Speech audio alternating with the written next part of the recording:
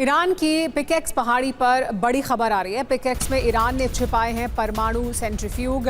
Iran के परमाणु कार्यक्रम को नुकसान नहीं हुआ है। यरूशलेम पोस्ट के हवाले से यह खबर सामने आई है। तो इजराइल के अहम अखबार यरूशलेम पोस्ट का कहना है कि कोई नुकसान नहीं हुआ है, पिकेक्स माउंटेन पर सुरक्षित हैं सेंट्रीफ्यूग्स। तो पिकेक्स पर ईरान का परमाणु खजाना क्या मौजूद है, जैसा इजराइल दावा कर रहा है? पिकेक्स पहाड़ पर ईरानी परमाणु सेंट्रीफ्यूग सुरक्षित हैं, कहना है। ईरानी परमाणु कार्यक्रम प्रभावित लेकिन नष्ट नहीं है। तो प्रभावित हुआ है लेकिन नष्ट नहीं हुआ है। इजराइल ने यूरेनियम संवर्धन केंद्रों को निशाना बनाया है। सेंट्रीफ्यूग और दूसरे अहम ढांचों पर भी निशाना साधा है। इजराइल की चेतावनी क्या है? अगर ईरान ने परमाणु कार्यक्रम शुरू किया तो सैन्य कार्रवाई होगी।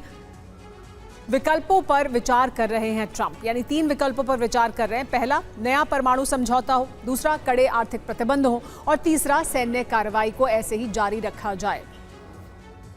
लेकिन अरब के समीकरण बुरी तरह इस वक्त उलझ गए हैं। इजराइल की तरह सऊदी अरब ने उसके लिए खतरा बन चुके मिलिशिया गुटों पर हमले शुरू कर दिए हैं।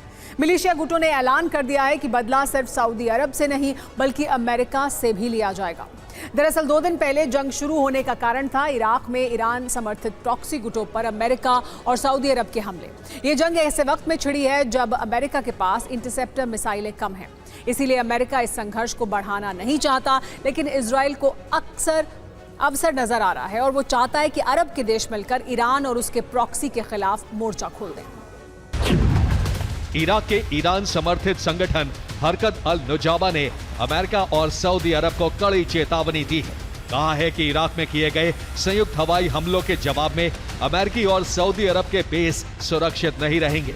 अमेरिकी सऊदी हितों को भारी कीमत चुकानी होगी, क्योंकि 28-29 जुलाई को इराक में ईरान समर्थित सशस्त्र समूह पॉपुलर मोबिलाइजेशन फोर्सेस यानी पीएमएफ के ठिकानों पर हमले किए गए। इन हमलों में IRGC के 20 से ज्यादा लोग मारे गए हैं और 30 से ज्यादा लड़ाके घायल हो गए हैं। सऊदी अरब पर हूथी के बैलिस्टिक मिसाइल हमले की वजह से अरामको के एक फ्यूल डिपो को नुकसान पहुंचा है। इसके अलावा यानबू इंडस्ट्रियल सिटी में Al Hamrani Fuchs blending and grease plant को भी भारी नुकसान पहुंचा है।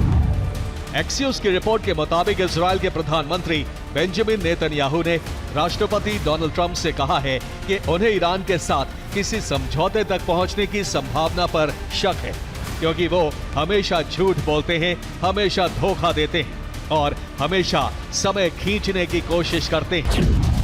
क्योंकि अमेरिका के बेस अमेरिकी सेना के जवानों की वजह से खतरे में पड़ गए हैं। मोबाइल फोन से रिकॉर्ड किए गए और सोशल मीडिया पर शेयर किए गए वीडियो ईरान को अमेरिकी ठिकानों पर हमले करने में मददगार साबित हो रहे हैं, जिसके बाद सेंटकॉम ने चेतावनी जारी करते हुए मोबाइल से वीडियो शूट नहीं करने के निर्देश दिए हैं। आदेश का पालन नहीं करने पर फोन भी जब्त किए जा सकते हैं। ईरान अमेरिका युद्ध से पहले पैट्रियट मिसाइल इंटरसेप्टर की संख्या लगभग 2330 थी, जो सीज फायर के समय घटकर 1030 पहुंच गई थी। लेकिन दोबारा से हमले शुरू होने के बाद सिर्फ 759 से लेकर 827 पैट्रियट मिसाइल इंटरसेप्टर अमेरिका के एयर डिफेंस स्टॉक में बचे हैं। यानी 28 फरवरी के बाद से पैट्रियट के स्टॉक में 65% की कमी आई है। ऐसा ही कुछ हाल हार्ड मिसाइलों का है, जिनकी संख्या युद्ध से पहले 452 थी, जो सीज फायर के समय लगभग 232 से 262 मिसाइलें रह गई। जबकि दोबारा से हमले शुरू होने के बाद इनकी संख्या 234 से 278 पहुंच गई है, जिससे हार्ड इंटरसेप्टर की संख्या में 50% की कमी आई।